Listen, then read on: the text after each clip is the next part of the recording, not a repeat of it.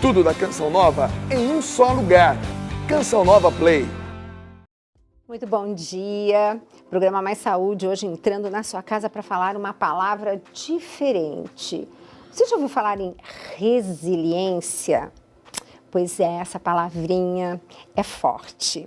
E vocês, depois de ouvirem o nosso convidado, o professor Fabrício Assini, explicar o que é resiliência, você vai querer colocá-la em prática para você e para a sua família.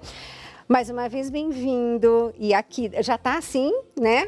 A ponte aérea lá sua, né, para cá, tá tranquila, né? O avião já sabe o caminho para São Paulo. Obrigada, Fabrício, por você se disponibilizar, tá sempre aqui conosco, tá? E como é que é esse tema de resiliência? Que palavra estranha, né? Vamos lá. Resiliência talvez seja uma palavra estranha, mas talvez fosse algo fundamental para todo ser humano, por toda a vida. O que é resiliência? Conforme você foi começando, eu fui perguntando para mim mesmo, poxa, qual seria uma definição de resiliência? Talvez resiliência seja a capacidade de um ser humano resistir a uma situação de estresse sem que o seu corpo biológico responda de maneira prejudicial. Uau. Isso é resiliência. Uau. Ou seja, todos vamos ser expostos ao estresse, mas alguns de nós seremos expostos ao estresse e o nosso corpo não vai responder de uma maneira prejudicial, causando uma doença. Por exemplo, como assim 2 soldados vão à guerra, um volta com estresse pós-traumático, o outro não? O que não voltou é o resiliente. Então, uma das coisas que mais me encantam ultimamente estudar realmente é isso. Ou seja, o que acontece no cérebro de alguém que passa por uma situação estressante e não responde como o esperado. Por quê? Sejamos justos, talvez o mais esperado para um jovem que vá para a guerra é voltar de lá com estresse pós-traumático. Mas o que existe na cabeça desse outro jovem que passou por isso e não fez o estresse pós-traumático? Ou o que há na cabeça de 2 irmãos onde um, após a perda da mesma mãe, fez depressão e o outro não fez? Então, resiliência é isso, ou seja, é a capacidade de passar por esse momento de estresse, é a capacidade de passar por esse momento de desafio sem perceber ou sem estar sujeito a esses efeitos prejudiciais do estresse. Isso é natural do ser humano ou a gente pode aprender a ser resiliente? A gente pode talvez ensinar alguém próximo a nós que talvez seja aquela pessoa muito sensível, tudo fica assim muito traumático. A gente pode ensinar essa pessoa a ser mais resiliente? Ótimo. Ano passado, uma das coisas mais legais que eu aprendi em 2018, no caso, foi que resiliência, biologicamente falando, está na presença de substratos neurais específicos para ela. Eu explico. Até poucos anos atrás, acreditava-se que o indivíduo resiliente era aquele que tinha ausência dos mecanismos biológicos de resposta ao estresse. Ou seja, passei pelo estresse, não respondia porque eu não tenho esse mecanismo tão bem desenvolvido. Certo. E há uns 5 anos atrás, esse paradigma tem sido quebrado. Ou seja, percebe-se que o indivíduo resiliente, ele tem substratos neurais mais adaptados para lhe defender, vamos dizer assim, entre aspas, daquela situação de estresse. Então, se é um substrato neural, todos temos naturalmente. Certo. Agora, uma coisa que nós temos que ter claro também é que qualquer característica natural pode ser potencializada desde que estimulada. Com certeza. Então, sendo algo natural, eu posso pensar em estimular a resiliência para que essa pessoa possa, de hoje para frente, em sendo submetida a situações de desafio, e tomara que ela seja submetida a situações de desafio, porque significa que ela está saindo daquilo que nós chamamos de zona de conforto, ela possa estar melhor preparada. E, por exemplo, você tem como estimular isso desde pequenininho? Olha, Gisela, num dos programas que eu vim participar, nós conversamos sobre a necessidade de dar para o nosso filho uma frustração de presente. Gente, isso impactou tanta gente.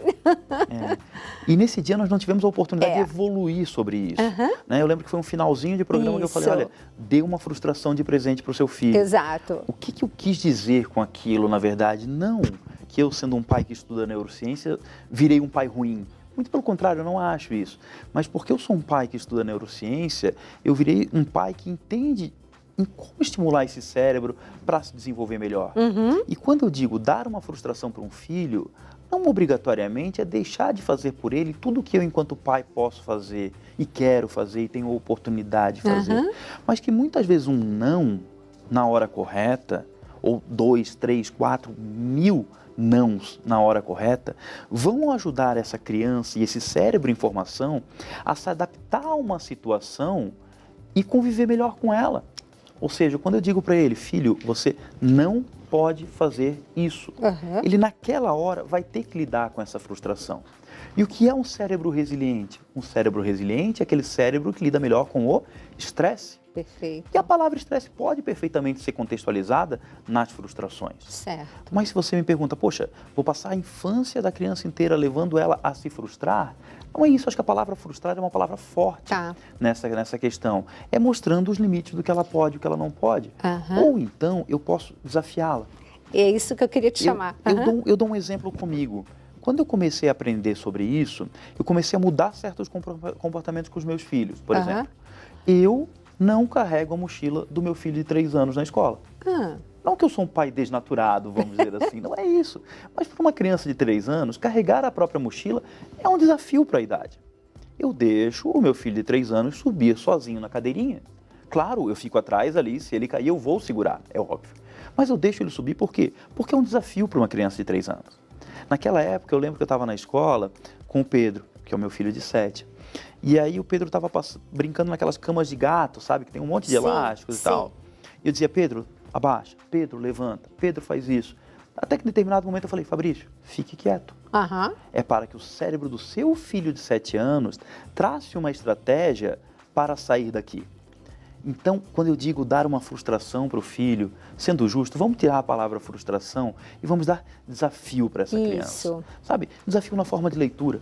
Desafio na forma de um brinquedo pedagógico, desafio na forma de deixar subir num pé de árvore, sabe? Porque eu cresci subindo em pé de árvores e hoje eu vejo uma série de crianças que não podem subir na árvore. Exato. Claro, bom senso, equilíbrio, se essa criança vai subir, vai cair, vai ter uma lesão grave, não é isso, mas poxa, deixa ela dentro do limite dela, pelo menos tentar.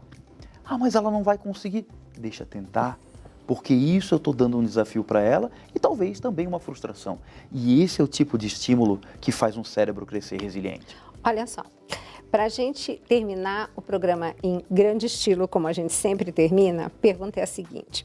Em termos gerais, quais os impactos da resiliência na vida em sociedade? Olha, se nós conseguirmos criar uma geração de crianças e seres humanos resilientes, nós criaremos uma geração de pessoas que responde melhor aos diferentes tipos de estresse. E hoje, talvez, o que mais aflige boa parte da nossa população é como lidar com esse estresse que se apresenta no nosso dia a dia. Já conversamos sobre jovens com depressão, já conversamos de passagem sobre o suicídio. Então, na hora que eu tenho uma geração de pessoas frustradas, talvez essa frustração tenha a ver também com a falta de capacidade de lidar de maneira correta com esse estresse. Então, eu diria que trazer uma geração para esses mecanismos de resiliência melhorar muito o convívio em sociedade. Essa nossa telespectadora tem 60 anos. E ela disse assim, como é que eu faço, Fabrício, para eu me tornar mais resiliente? Legal.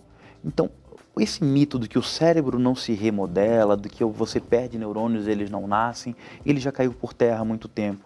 Se existe um órgão muito plástico, esse órgão chama-se cérebro. Para essa espectadora de 60 anos de idade, eu diria para ela, boa leitura, mas leitura que ative neurônio, ou seja, aquela leitura que lhe faça montar uma imagem na cabeça, sabe? Criativa. Montar uma história, que tem um castelo e um rei e uma rainha, esse tipo de leitura. Certo. Uma leitura que me faça montar imagens na cabeça. Que interessante. Depois, atividade física, por exemplo, ou seja, atividade física que me botem a desafio também. Ou seja, pegar o meu cachorrinho e sair caminhando pela estrada, com todo respeito, provavelmente é higiene mental e não atividade física. Ou seja, dentro dos limites de 60 anos, me colocar em desconforto. Ou seja, respiração ofegante, cérebro fazendo uma coisa que não está acostumada. Então, se nesses 60 anos eu nadei, agora eu vou dançar. Perfeito. Se nesses 60 Desafios anos, de desafio tudo novo. o seu cérebro. Eu vou fazer eu vou terminar, talvez, eu não sei quanto tempo a gente tem, mas eu terminaria o programa com a seguinte questão. Quando foi a última vez que você fez alguma coisa pela primeira vez. Essa é boa, não é? Ótima. Então, pensa nisso e quem sabe você escreve aqui pra gente, né? E passa essa informação, porque é exatamente isso que foi, na verdade, a grande dica do professor Fabrício Assini. Fabrício, essa é boa, né? Obrigado. Gente, fica com Deus e até o próximo Mais Saúde.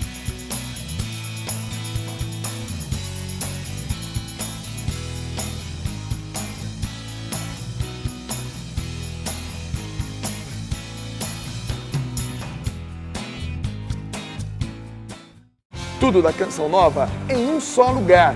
Canção Nova Play.